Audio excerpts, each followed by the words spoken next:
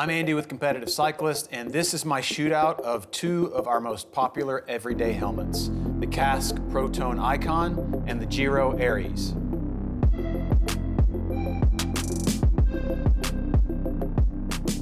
I can't believe it, but it's been over 7 years since I reviewed the first generation of the KASK Protone helmet in 2017, and 20 years since my first day at Competitive Cyclist in 2004.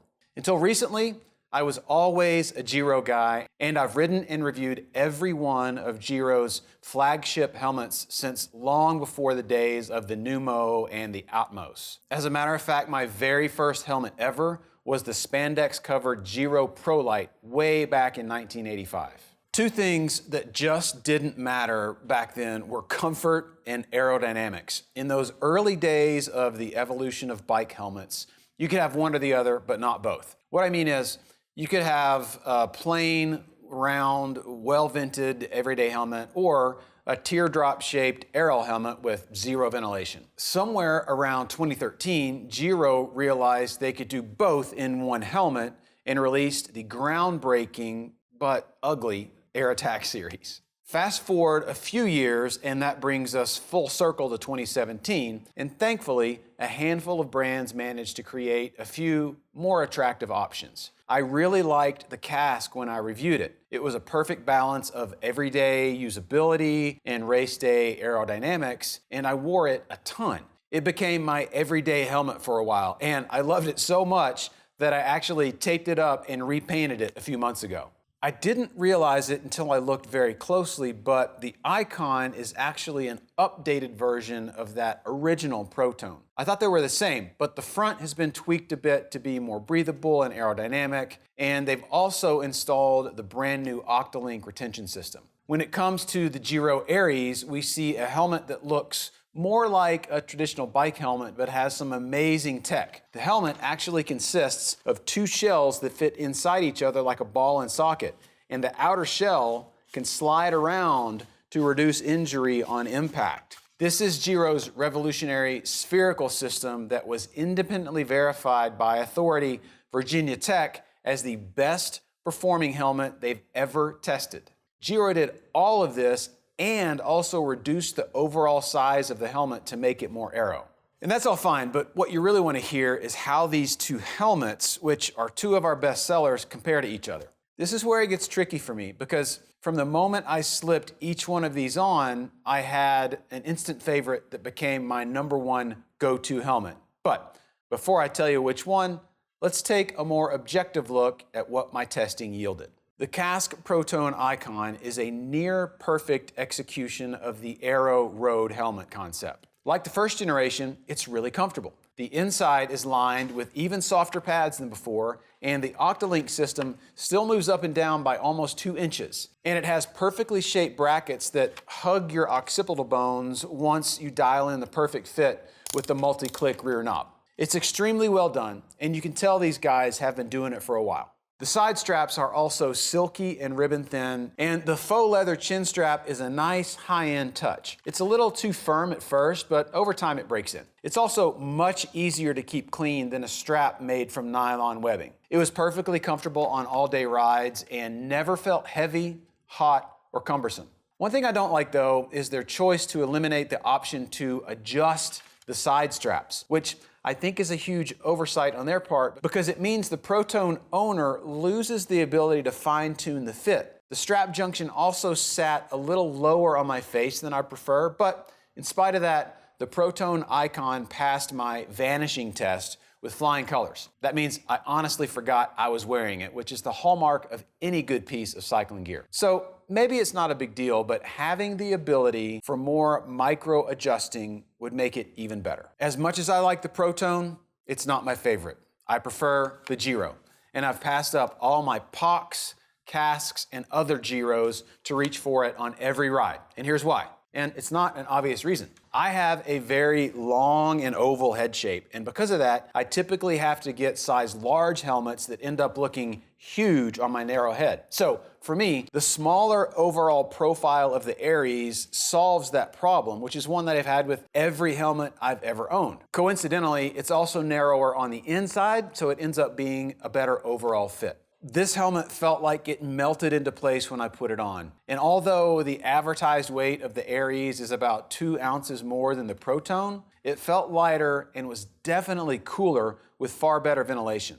I also love that Aries uses MIPS technology, and when you combine that with the elliptical system, which is basically that 2 helmets in one feature I showed you earlier, I feel like I'm wearing one of the safest helmets ever made, and for a middle-aged father of 2 with a mortgage, that's a nice peace of mind. I do have one small dig against it though, the sunglass holder. None of the glasses I own, and I've got everything, Oakley, Smith, POC, and 100%, none of them hit the rubber holders. So it feels to me like Giro is being a little provincial in setting them up for Giro eyewear only, which is a bummer, but that's fine because I only really use that feature about 2% of the time when I'm riding. But it's annoying on a helmet that costs this much. Look, I think they're both great choices, and I still grab the Protone when I head out the door for a fast group ride. But if you told me I could only own one of them, it'd be the Aries. And now our friend Ian is gonna come up and ask us a few questions about each of these helmets and what I thought.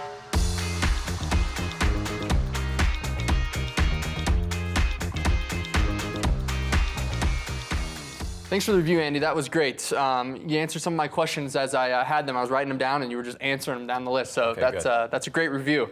The one question that I do have for you, well, I actually have two, but the first one is about sweat. I know that some people get to the end of their ride and they put the helmet on and they press it and the sweat all drips down. And I was just wondering, if one of these helmets may manage sweat better than another. So I am a profuse sweater, especially my head. So for the entirety of my cycling career, I've worn either a headband, a wrap, or now I wear cycling caps on every ride. Because if I don't, I've got eyes and glasses covered in sweat. So most of the riding I did on these, I did with a cap, so I couldn't really do a lot of testing on how well they worked. I did do a couple of rides without, just to test that. KASK, as you can see, pretty traditional foam, not super absorbent, a lot of sweat. A lot of sweat dripped into my eyes. So had to keep wearing a cap. With this one, Giro's different though. It actually has this dry core thing in here. It's almost like a big sweatband up here that does absorb a lot of sweat. Again, me, profuse sweater, I still had a little bit of drip, but it wasn't the waterfall that I got when I was wearing the KASK. May not be everybody else's experience, but definitely mine that the Giro worked better for sweat absorption on my brow. The second question I have for you is about this spherical system on the Giro, which is awesome. We actually did we also did a whole video on this helmet, so you should go to our channel and check that out, or the video guy put it down there in the description. One thing I thought about, it's pretty easy to move that. I mean, if you crash it would definitely do its job, but the one question I have about it is when you're riding, if you're on like rough terrain, does it rattle at all? So here's what's funny. Being a huge Giro fan, I grabbed this, I put it on, I rode it for probably a month without realizing it even had this. So, did it rattle? No. Is it quiet? Yeah. And I have to say that once I figured that out, I sat in my office chair and just kind of looked at it for like 30 minutes, like, man, that's really cool.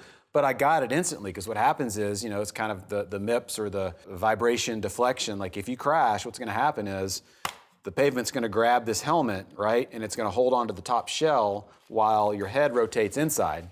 Right? And it deflects that impact and lessens the possibility of you having a severe head injury. Don't want that to ever happen, but man, it's a huge peace of mind to see that tech really working, in real life, and something you can actually put your hands on and see and feel. Yeah. But yeah, does it rattle?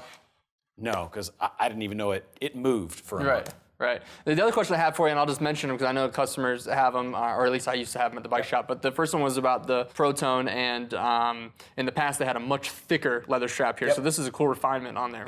That's cool that broke in well for you. I did compare this to the one that I have, and it's about half as thick. Yeah. So it felt pretty good out of the box. I'm trying to go in my Wayback Machine in my head and think, okay, was the other one really stiff at first? And I'm pretty sure it was, but that one broke in well. This one was a lot better right out of the box. Again, not a fan of not being able to adjust, but there's so much adjustability back here in this that it really makes up for it. Another thing that we have, question we get from customers all the time is about the shape of their head. Yep. I have a pretty oval, long head as well, and the Giro works better for me, but I know that someone that has a round head, the KASK helmets are usually a better fit for them. Yeah, I mean, I don't again know how much you can see this on camera, but that's oval and that's round. Like KASK is a rounder profile, and again, what ends up happening is because it's round and not long, guys like you and me who have those ovalized heads have to get a size up, and we have a giant helmet on, and then it doesn't fit correctly. It moves around on your head. If you have a crash, you